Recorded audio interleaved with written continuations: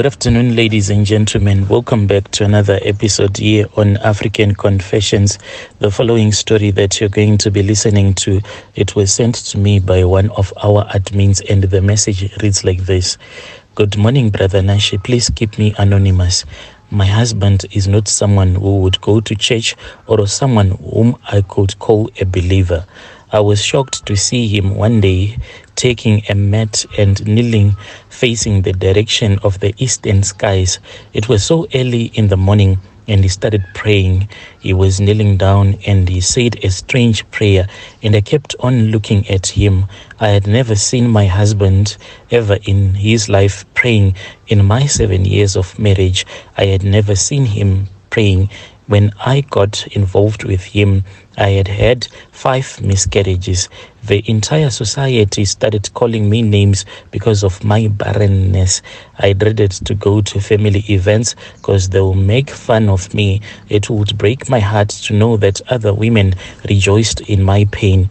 My mother-in-law had suggested that my husband, it was far much better for him to marry someone else who was able to carry a baby to full term because I was nothing but a failure.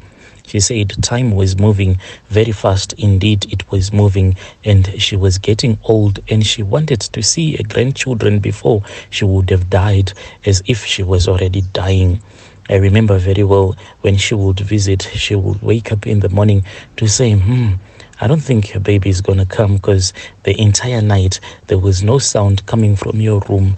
My mother-in-law would actually come, and then she would sit close to the door, our bedroom door, so that she can listen if me and my husband were making love. She would tell me the day that me and my husband the previous night we would have made love. That is how I knew that this is what my mother-in-law was doing. There was even a time when I suddenly opened the bedroom door and I found her sitting in the hallway. I asked her what she was doing, sitting there in the middle of the night, wrapped around as she had wrapped herself around with this other blanket.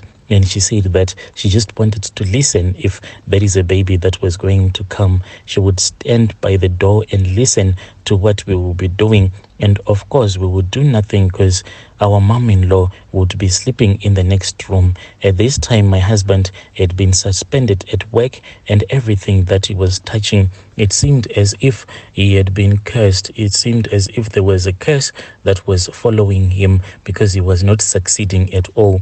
We even tried to contact the prophet himself, TB Joshua, and he was told to send his certificates at the synagogue, and that is what we did. As already knew, after watching that other series, the documentary, it seemed as if nothing even on our side was not working because of what was going on. So we had childlessness and unemployment in our home, and one day I discovered that I was pregnant again. Brother Nashi, even though the dad was not working, I was super excited for the baby that was on board, and I could not wait to meet him. 40 weeks later, our son came out, but he had so much abnormalities. He was not a normal baby. He had 24 fingers. He was just a deformed baby, and I blamed myself for the lack of proper formation during gestation period. I felt that I had failed my husband, and he said nothing. He just said, we accept anything that we are given by the higher powers. Higher powers, what did my husband mean? Since when does a person say higher power instead of God? This is what my husband will say whenever I'll try to discuss with him matters of the spirit. He will just say the higher powers, and he will make sure to avoid calling God by his name. He would only say higher power, someone who resides in the skies. From the time the baby was born, our life started to change, Brother Nashi. But what shocked me was my husband was not even formally employed, and slowly but surely he started to rise, and we moved houses in a space of 6 months. We moved from the most high density suburbs to the most affluent suburbs of Joburg. I never asked where the money was coming from and how he had managed to have such a breakthrough from poverty. I was too busy giving attention to our only son, who came after so many years of struggle. And Brother Nashi, the love of a mother, it is just on steroids. I loved my son unconditionally, and even though a lot of people would look at me or stare in such an uncomfortable way, but I didn't care at all. Our son was very special to me, Brother Nashi, but my husband didn't feel the same. If only I knew that I was not the one who was responsible for his deformity, I would have lived at least a happier life. I only got to know about what I am about to tell you when my mother-in-law came and stayed with us after we had lost our son. Brother Nashi, our son died, and he had the most painful death like ever. And up to now, I don't have any explanation of how he died. Even the doctors were shocked, and they said in their experience with medicine, they have never met such a complicated patient. On that day, I woke up, my husband was kneeling, and indeed, like always, he was facing the eastern skies. Then at night, he faced the other direction as if he was following the sun. Where the sun was at, that is where he would kneel down and face that direction, praying as if he was praying towards the direction of the sun. I just looked at him, and oh, Brother Nashi, when I looked at him, I was really shocked with everything that I saw. The Nashi, after the following 2 days, he didn't sleep the entire night, chanting, and he was in a kneeling position. And whenever our son will wake up, he will start to cry, biting his own teeth. He started touching his mouth, and his teeth started to fall. I had never seen such blood in my life. My child cried in pain because of what he was doing, and I called my husband, and he was locked up in his office, and he refused to come out, Brother Nashi. I quickly rushed my son to the hospital, and that is when he took his final last breath. My world came crashing on me, and I was all alone. Still, I called my husband, and he did not even answer. I sent him a message. He only blue-ticked me. I waited at the hospital till my sister and my friends came. We went home, and my husband said nothing.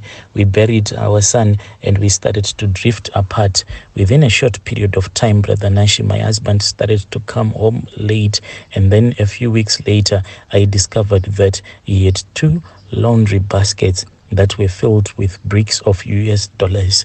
This was like the first time to ever see a US dollar. All that I knew was our South African rand, but this, it was just something new to me. In this house, I was just now like a human being, no longer a wife. I didn't ask him where the money came from. I knew that my son had been sacrificed by my husband.